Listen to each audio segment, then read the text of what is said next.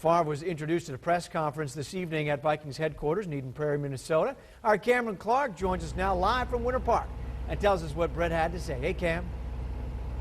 Hey, Drew. Well, Brett Favre is now officially wearing purple with his gold, but it hasn't been an easy process by any means. Until now, it's been a lot of mystery, but Favre spent a lot of today's press conference talking about what led to that change of mind from just 3 weeks ago when he told the Vikings he was going to stay retired.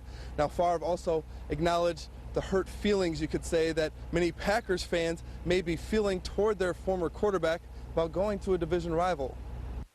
Fans, if it feels weird seeing the longtime Packer and future Hall of Famer donning a different hue in the NFC North, you may not be alone. It was different. I'm not going to lie to you. You can't take away the 16 years I had in Green Bay.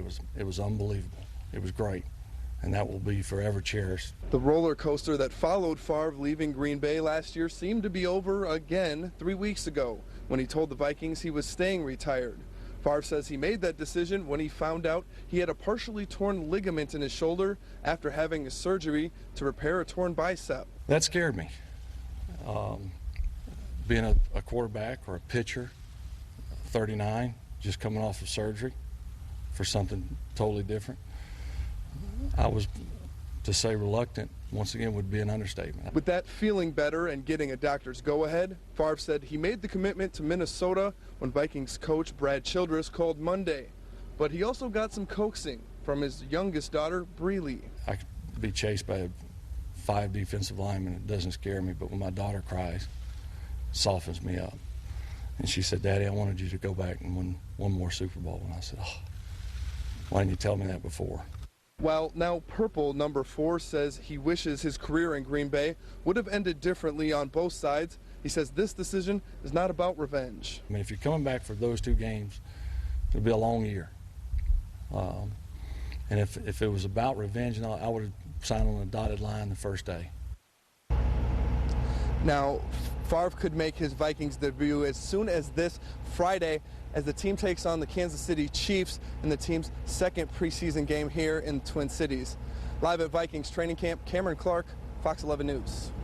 Hey, Cam, you know, a lot of people criticizing the Vikings management, the way they handled this situation. What do they have to say tonight about bringing Favre in a couple of weeks into training camp while the other guys have been there working?